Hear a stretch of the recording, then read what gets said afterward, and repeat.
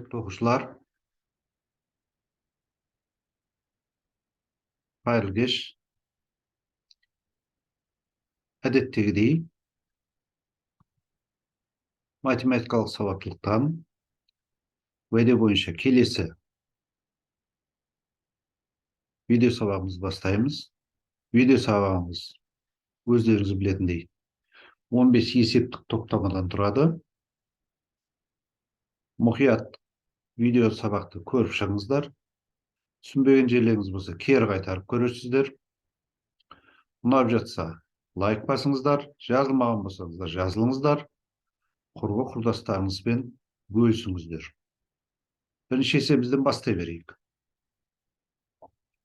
Мәтіні былай дейді: сыныпта 15 қыз бала және 10 ер бала бар дейді. Ақпараттық дөңгелек диаграммада кескіндеу үшін сәйкес секторлар бұрышын табыңыз дейді. Енді болсада дөңгелекке сәйкес келетін толық бұрышымыз 360 градус. Ал бізде қыз бала 15, ер бала 10 болатын болса, жалпы саны 15 қосу 10, 25 болады. 360 градусты жалпы оқушылардың санына бөлетін болсақ, 14,4 градустан тиеді екен. Әрбір оқушыға деген сөз ғой. Ал 14,4-ті 15-ке, яғни қыз балалардың санына көбейтетін болсақ, 216 градус шығады екен. Дәл сол сияқты 14,4-ті 10-ға көбейтетін болсақ, 144 градус шығады екен. Олай болса, біздің жауабымыз 216 144 деген С жауабы болады екен. Бұл есебімізді шықты. Келесі есебімізге көшейік. Келесі есебіміз не дейді екен? Келесі есебіміз былай дейді. Бұл да диаграмма, дөңгелек диаграммаға қатысты берілген есеп.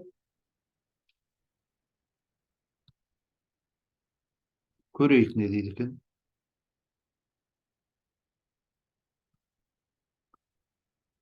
Диаграммада 9-шы сынып оқушыларының сандық құрамы көрсетілген. Мектептегі барлық 9-шы сынып оқушыларының саны 100 болса, 9-шы Б және 9-шы В сыныптарында барлығы неше оқушы бар екенін табыңыз дейді. Енді біз бұл есебіміз жеңілдеу болатын себебі 9-шы сыныптың барлығында 100 оқушы бар дейді. Олай болса, бір оқушыға 1% сәйкес келеді деген сөз ғой. Бізде 9-шы Б-да 33% тұр, 9В-да 20% тұр, сонда 53% болады. Ал 53%-ымыз бұл 53 оқушы болады. Олай болатын болса, қысқаша ғана белгілей саламыз. Біздің жауабымыз Б және В сыныптарында 53 оқушы бар екенін анықтай салдық. Келесі есебімізге көшейік. Бұл есебіміз не дейді екен? Бір аптада кассадан киноға сатылған билеттер диаграммасы өрілген. Енді диаграмманың осы уақытқа дейін қарастырған жаңа дөңгелек диаграмма болды. Диаграмманың тіктөртбұрыш диаграммалар болады, сосын цилиндр диаграммалар болады. Бізде тіктөртбұрыш диаграммалар беріліпті. Бір күнде 500 билет сату жоспарланған. Қай күндері жартысынан көп, яғни жартысынан көп деген сөз 250 деген сөз ғой. 250-ден көп деген сөз, өйткені 500-дің жартысы 250. Бірақ 300-ден аспайтын билеттер сатылды. 300-ден аспайтын деген сөз 300 билет сатылуы да мүмкін деген сөз. Міне осыған ерекше көңіл бөлуіміз керек. Не істейміз? Міне есептің шешуінде бұны жазып кеттік. Жартысынан көп, бірақ 300-ден аспайтын билеттер саны 500 бөлу 2, жаңағы 250-іміз. 250 билет бізге керек емес. Сондықтан мына жердегі біздің теңсіздігіміз қатаң теңсіздік. Ал мына жерде қатаң емес. Неге? Өйткені 300-ді де қабылдайды. Яғни 250 мен 300 аралығында жатқан X теңсіздігінде жауап беретін шешімді табуымыз керек. Енді көреміз. 250. Бұл жерде қабылдап тұр 250-ді. Мына жерде тең жоқ, біздікі емес. Мынау 250-ден көп болып тұр. 300-ге жетпей тұр. Олай болса, сейсенбі біздің жауабымыз 250'ge жетпейді, 250'ge жетпейді. Мынау 300'ден артық, бұл да 300'ден артық, жексенбі дәл 300 болып тұр. Олай болса, сейсенбі және жексенбі күндері біздің шартымызға жауап беретін билеттер сатылыпты. Міне ескерту, 300'ден аспайтын сөзіне ерекше көңіл бөліңіз. Олай болса, біздің жауабымыз С жауабы сейсенбі, жексенбі екен. Бұл есебімізде шықты деп есептейміз. Келесі есебімізге көшейік. Диаграммада Ділназдың үйге берілген тапсырмаларының көрсеткіші берілген. Барлығы 72 тапсырма берілген. Болса, математикадан неше тапсырма берілген. Енді бұл жерде барлығы жаңа айтып кеткендей дөңгелек диаграммаға толық 360 градус сәйкес келеді. Бір тапсырмаға қанша градус сәйкес келетінін табу үшін 360 градусты тапсырманың санына бөлеміз. Сол кезде бір тапсырмаға 5 градус сәйкес келеді екен. Ал математикамыз бұл жерде қанша болып тұр? 210 болып тұр. 210 градус сәйкес келіп тұр математикаға. Олай болса 210 градусты 5 градусқа бөлсек 42 болады екен. Яғни Е жауабы міне математикадан 42 тапсырма берілген екен. Бұл есебімізде шықты. Келесі есебімізге көшейік. Бұл есебіміз не дейді? Күз мезгіліндегі орташа температураны анықтаңыз. Енді күз мезгіліндегі күз айлары қыркүйек, қазан, қараша ғой. Міне қыркүйек айында 20 градус, қазан айында орташа температура 15 градус, қараша айында 10 градус болыпты. Не істейміз? 20, 15, 10 қосып 3-ке бөлеміз, орташа шығады. 20-ға 15 тосық 35, 45, 45 3-ке бөлсек 15. Яғни орташа температурамыз А жауап Цельсий шкаласы бойынша 15 градус екен. Бұл есебімізде шықты. Келесі есебімізге көшейік. Бұл есебімізде қате бар. Сондықтан мына сұрақ белгілерін қойып кеттім. Қаржы компаниясы 2014-2016 жылдар арағында тапқан пайдасы неше миллион теңге дейді. Енді мынау шығыстарымыз ұзындары. Ал мынау қысқалары кіріс қой. Шығыстан кірісті алып тастаған кезімізде сонда пайда шығады. Кешіріңіз, мынау кіріс, мынау шығыс. Кірістен шығысты алып тастаған кезде пайда шығады ғой. Сондықтан бірінші мынау 2014-тен бастап отырмыз ғой, міне. 15 миллион кіріс болған, 60 миллион кіріс болған, 30 миллион кіріс болған. Міне мынау кіріс. Кірістер жазып алдық та, сосын олардың шығысты алып тастадық. 5 миллион шығыс болған, 40 миллион шығыс болған, және 20 миллион шығыс болған. Сол кезде бізде 40 миллион шықты, пайдамыз 40 миллион шықты. Бірақ мына жерде 40 миллион деген жауап жоқ. Сондықтан біз сұрақ белгісін қойдық та, жауап белгісін жауабын белгілемей кеттік. Келесі есебімізге көшеміз, құрметті оқушылар. 7-ші есебіміз. 4 ішінде шахмат үйірмесінде қатысқан оқушылар санын табыңыз дейді. Енді шахмат үйірмесіндегі бұл жерде мынау түрлі түстіні қара түске бояғаннан кейін анық көрінбей тұр ғой. Шахматқа қатысушыларға мынау қою неміз бағандарымыз сәйкес келіп тұр ғой. Сондықтан не істейміз? 40 оқушы, 45 оқушы, 35 оқушы, 40 оқушы. Шахматқа қатысып отқандар, шахматқа қатысып отқандарымыз, құрметті оқушылар, мынау екен 20 оқушы, 25 оқушы, 25 оқушы, және 30 оқушы екен. Қателеспіз. Қою сызығымыз бірінші сызық екен ғой. Бәрін қостық, сонда 100 оқушы қатысып отыр екен шахмат үйірмесіне. Олай болса жауабымыз Б 100 болады. Үстінен болғаннан кейін шатасып отырмыз ғой. Ары қарай кетеміз. 3 бөлмелі пәтердің санын табыңыз дейді балдар. Енді бұл жерде түкте қиындығы жоқ балдар. Мына жерде өйткені бізде барлығы пайыздық көрсеткіші тұр. 3 бөлмелі 11% дейді. Ал барлығы 100%. Олай болатын болса не істейміз? 300 пәтер үй берілген ғой.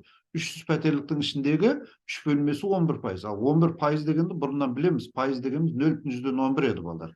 100-ді білеседі. 300-ді көбейте саламыз 0,11-ге.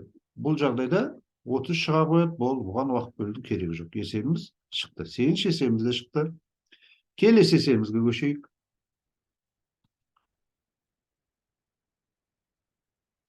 Кестеде машиналардың бағасы мен түрлері берілген. Жеке кәсіпкер 9.270.000 теңгеге автосалоннан бірнеше машина сатып алды. Кәсіпкер неше бұл машинасын сатып алады дейді. Енді бұл жерде мына жалпы сома 990.000 теңгеден үшеуін сатып алды, 1,5 миллионнан екеуін сатып алды, 1.100.000-нан қанша сатып алған бізге белгісіз. Сондықтан не істейміз? Мына жерде біз мына нелерін алып тастап тұрмыз, құрметті оқушылар. 4-0, мынаның 4-0-ін алып тастадық, мұның 4-0-ін алып тастадық, мұның да 4-0-ін алып тастадық, мұның да 4-0-ін алып тастадық. Міне.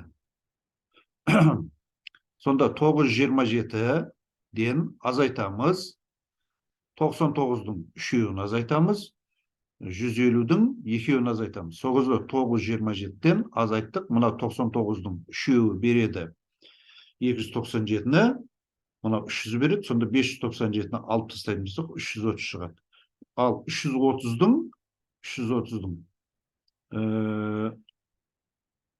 барлығы мынау ғой, 110 дейік қой, 4-0-ін алып тастадық. 330 дегенмен бұл жерде 3.300.000 теңге болып тұр ғой. 3.300.000 теңгені 1.100.000 теңгеге бөлетін болсақ, 3 шығады. Олай болса, біздің жауабымыз Е жауабы 3 екен. Яғни С машинаның үшеуін сатып алыпты да, Б машинаның үшеуін сатып алыпты. Мынау Б машина осының үшеуін сатып алған ғой.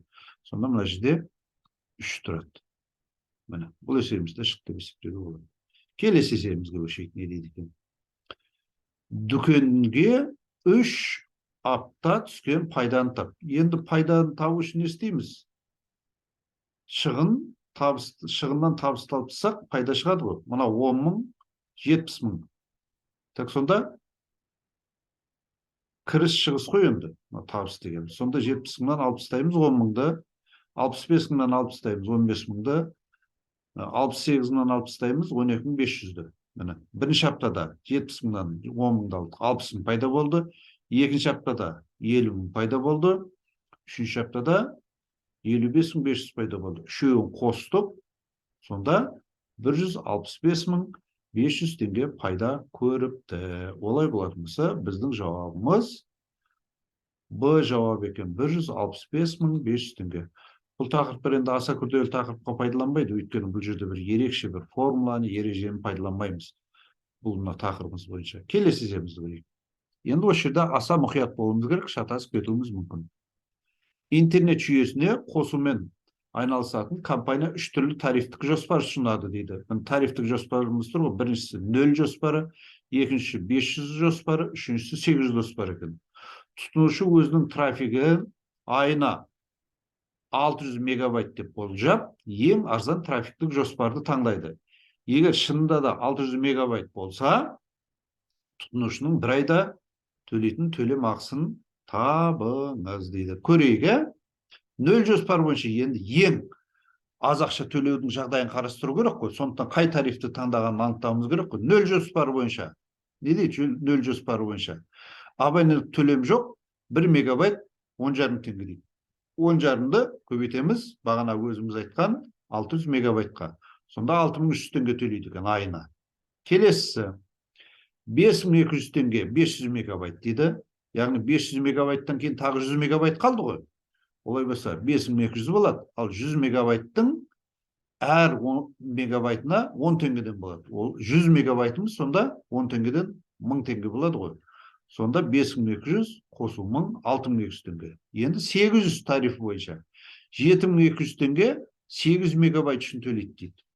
Енді бізге бұл жерде керек 600 мегабайт қой, сондықтан бір төлеп қойды, болды, қосымша ақша төлемейді деген сөз ғой.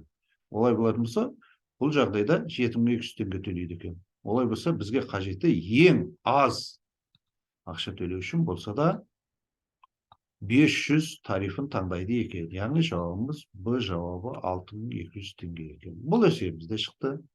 Келесі есебіміз не дейді екен көрейік. Мұнымыз да сол ұялы байланысқа қатысты болып тұр ғой.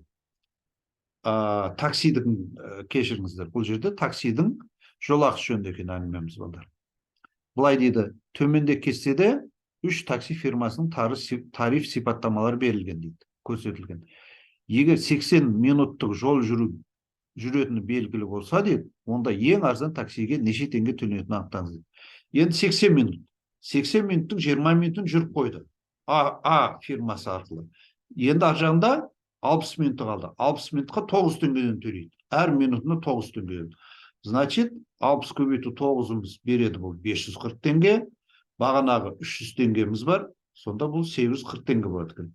Б 30 минутқа 400 теңге төлеп қойды. Ары қарай енді 30 минуттан кейін тағы 50 минут жүруіміз керек қой. 50 минуттың ар жағы әр минутына 8 теңгені төлейді. Олайша 50 көбейту 8, бұл да 400 теңге. Яғни 800 теңге төлейді екен. С 15 минут жүрді, оған 200 теңге төледі. Қалды ары қарап 80 минут болу үшін 65 минут болды. 65 минуттың әр қайсысына, әр минутына 10 теңгені төлесе 650 болады. Сонда 20 қосу 650, 850. Олай болатын болса, ең арзан тарифіміз Б такси фирмасына төлейтін тариф екен ғой. Жауабымыз сонда А жауап 800 теңге төлейді екен. Келесі есебімізді көрейік. Не дейді екен? 13-ші есебіміз. 10 тонна кірпішті 3 фирманың біреуінен алу қажет. Бұл жаңа соңғы қарастырып жатқан есептеріміздің барлығы бағана тақырыпты байқадыңыздар. Диаграмма және экономика маңызды есептер дедік қой. Есепке байланысты ғой, былайша айтқан кезде тиімділікке қатысты да, ақшаны жұмсау жөнінде. Өмірлік қажетті есептер ғой. 10 тонна кірпішті 3 фирманың біреуінен алу қажет. Бір кірпіштің салмағы 5 килограмм дейді. Олай болса, қанша кірпіш алу керек екенін анықтап аламыз. Бірінші 10 тонна дегеніміз бұл 10.000 килограмм. 10.000 килограммды 5-ке бөлсек 200, яғни 200 кірпіш сатып алуымыз керек екен. Енді фирмалар, кірпіш 1, кірпіш 2, кірпіш 3 деген фирмалар бар екен. Не істейді екен? Кірпіштің бағасы 48 екен. Жеткізу бағасы 9.000 теңге екен. Жеңілдік жоқ екен. 48-ді көбейтеміз 2.000-ге. 2.000 кірпіш қой. Оған 9-ды қосамыз. 48-ді 2.000 көйтсек. 96.000 болды. 96.000-ға 9.000-ды қосатын болсақ, 105.000 теңге төлеу керек екен. Кірпіш 2. 51. 51-ді көбейтеміз. 51 теңгені 2.000-ға көбейтеміз. Сонда 102.000 теңге болады екен. Бұл жерде былай деп тұр. Жеткізу бағасы 7500 теңге дейді. 100.000 теңгеден артық сауда жасалатын болса, онда жеткізу тегін дейді. Енді бұл жерде біз 102.000 теңгеге сауда жасап тұрмыз. Олай болса, жеткізу тегін дегіз. Олай болса, 102.000 теңге шығын болады екен. Үшінші кірпіш зауыты не дейді екен? Бір кірпіш 55 теңгеден дейді. 55 теңгеден болса, 55-ті көбейтеміз 2.000-ға. Сол кезде бұл болады 110.000 теңге болады. Ал мына жерде не дейді? 1250 теңгеден артық сома болатын болса, 50%-дық жеңілдік дейді. Енді бұл жерде жеңілдік болып тұрған жоқ қой. Мына өзі 110.000 болып тұрса, оған 650 теңгені қосудың әрі болудың керегі жоқ. Енді қосу қажет дейтін болсаңдар, бұны қосып та көре салуға болады, оның түкте қиындығы жоқ. Қоса салайықшы мақұл. 110.000 қосу 6.500 тең қанша болады сонда? 175.000 теңге болады екен. Бұл енді өте қымбат болып кетеді. Бұл нені біз қарастырмаймыз, кірпіш 3 деген фирманы қарастырамыз. Өйткені бізде ең азымызды тауып алып тұрмыз ғой. Бұл жердегі ең азымыз болып тұр 102.000 теңге болып тұр. Олай болатын болса, біздің жауабымыз болады екен. С жауабы мынау болады екен, 102.000 теңге болады. Бұл есебімізді шықты деп есептесек болады. Келесі есебімізді көрейік, не дейді екен? 14-ші есебіміз дейді. 14-ші есебіміз. Айгүл сәуір айына автобуста жүру билетін 2800 теңгеге сатып алды. Ол осы айда 52 рет автобуспен жүрді. Автобуста бір рет жүру үшін 60 теңге төлеу керек болса, Айгүл қанша теңге үнемдеген табыңыз. Енді 52 рет автобуста жүрсе, әр жүрген үшін 60 теңгені төлейтін болса, сонда көбейтетін болсақ, 3120 теңге ғой. Ал мына абонементті 2800-ге сатып алды. Ал егер сатып алмай әрбір мінген үшін 60 теңгені төлейтін болса, мынанша ақша кетеді. 3120-дан 2800-ді алып тұрсақ, 320 теңге болады екен. Олай болатын болса, Айгүл bir ayda 320 tenge үнемдепті. Бұл есебімізде шықты дейік. Келесі 15-ші есебімізді көрейік. Бұл есебімізден сәл күрделеу, асықпай берілген мәтін мұқият тыңдап алсақ, шығару қиындық тудырмайды. Былай дейді.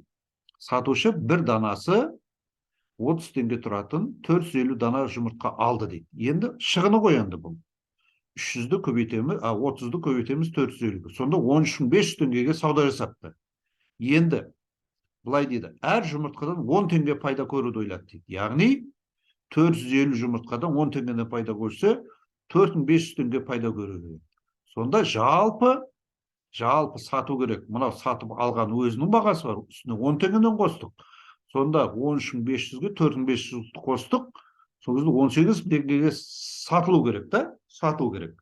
Бірақ былай деді, егер 50 жұмыртқа жарылып жарамсыз болып қалса дейді, значит, ол 50 жұмыртқаны сата алмайды, тек 4 жұмыртқаны сатады деген сөз ғой. 4 жұмыртқаны сатады. 4 жұмыртқаның әрқайсысын бағанағы шығынымыз мынау болып тұр ғой, пайда көру керек болып тұр ғой, пайдасымен қосағанда. Сонда 18.000 теңгені бөлеміз 400-ге 400 жұмыртқаға. Сонда әрбір жұмыртқаны 48 теңгеден, кешіріңіз, 45 теңгеден сатуы керек екен. Бұл есебімізде шықты. Асықпай бір қарап шығыңыздар осы соңғы есепті. Асықпай бір қарап шығыңыздар. Немесе кері айналдырып көре саласыздар. Сонымен бұл тақырыбымызды бітті деп есептесек болады. Зейін қойып тыңдағандарыңызға рахмет. Жазылмағандарыңыз жазылыңыздар. Құрбы құрылыстарыңызды тартыңыздар, лайк басыңыздар. Сіздердің лайктарыңыз, көрілімдеріңіз біздің арнамыздың алға жылжуына өз септігін тигізеді.